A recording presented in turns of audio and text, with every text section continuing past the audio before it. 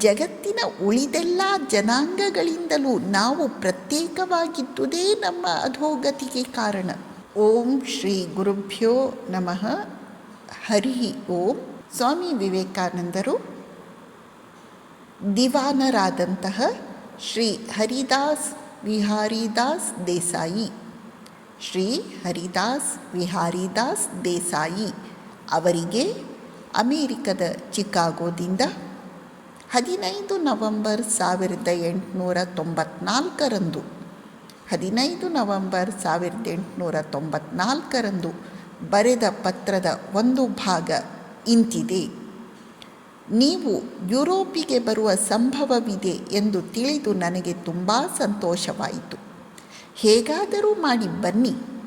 ಜಗತ್ತಿನ ಉಳಿದೆಲ್ಲ ಜನಾಂಗಗಳಿಂದಲೂ ನಾವು ಪ್ರತ್ಯೇಕವಾಗಿದ್ದುದೇ ನಮ್ಮ ಅಧೋಗತಿಗೆ ಕಾರಣ.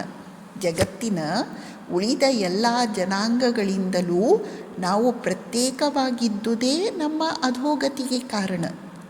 ಜಗತ್ತಿನ ಇತರ ಭಾಗಗಳ ಪ್ರವಾಹದೊಂದಿಗೆ ಹಿಂತಿರುಗಿ ಸೇರುವುದೇ ಈಗ ಅದಕ್ಕೆ ಏಕಮಾತ್ರ ಚಿಕಿತ್ಸೆ. ಚಲನೆಯೇ ಜೀವನದ ಚಿಹ್ನೆ. ಚಲನೆಯೇ ಜೀವನದ ಚಿಹ್ನೆ. ಅಮೇರಿಕ ಒಂದು ಮಹೋನ್ನತ ದೇಶ. ಇದು ಬಡವರ ಮತ್ತು ನಾರಿಯರ ಸ್ವರ್ಗ. ಈ ದೇಶದಲ್ಲಿ ನಿರ್ಗತಿಕರೇ ಇಲ್ಲ ಎಂದು ಹೇಳಬಹುದು. ಪ್ರಪಂಚದ ಮತ್ತಾವ ಕಡೆಯೂ ಮಹಿಳೆಯರು ಇಲ್ಲಿರುವಷ್ಟು ಸ್ವತಂತ್ರರಾಗಿ, ವಿದ್ಯಾವತಿಯರಾಗಿ, ಸುಸಂಸ್ಕೃತರಾಗಿ ಇಲ್ಲ. ಅವರೇ ಇಲ್ಲಿನ ಸಮಾಜದ ಸಾರವಾಗಿದ್ದಾರೆ. ಈ ಭಾಗದಲ್ಲಿ ಸ್ವಾಮೀಜಿ ಇನ್ನೊಂದು ದೇಶದ ಒಳ್ಳೆಯದನ್ನು ಗುರುತಿಸಿ ಅದನ್ನು ನಾವೂ ಅನುಸರಿಸಬೇಕು ಎಂದು ಹೇಳುವ ಮಾತುಗಳಲ್ಲಿ ಬಹಳ ಅರ್ಥ ಇದೆ. ನಾವು ಜಗತ್ತಿನ ಎಲ್ಲ ರಾಷ್ಟ್ರಗಳ ಜೊತೆಯಲ್ಲಿ ಬೆರೆಯಬೇಕು. ಏಕೆ? ನಮ್ಮ ರಾಷ್ಟ್ರವೇ ವಸುಧೈವ ಕುಟುಂಬಕಂ ಎಂದು ವಿಶ್ವಕ್ಕೆ ಸಾರಿ ಹೇಳಿದುದು. ನಾವು ಯಾಕೆ ಎಲ್ಲ ರಾಷ್ಟ್ರಗಳ ಜೊತೆಯಲ್ಲಿ ಬೆರೆಯಬೇಕು? ಚಲನೆಯೇ ಜೀವನದ ಚಿಹ್ನೆ. ಇತರ ರಾಷ್ಟ್ರಗಳಲ್ಲಿ ಇರುವ ಒಳ್ಳೆಯದನ್ನು ನಾವು ನಮ್ಮೊಳಗೆ ಮೈಗೂಡಿಸಿಕೊಳ್ಳಲು ಪ್ರಯತ್ನಿಸಬೇಕು.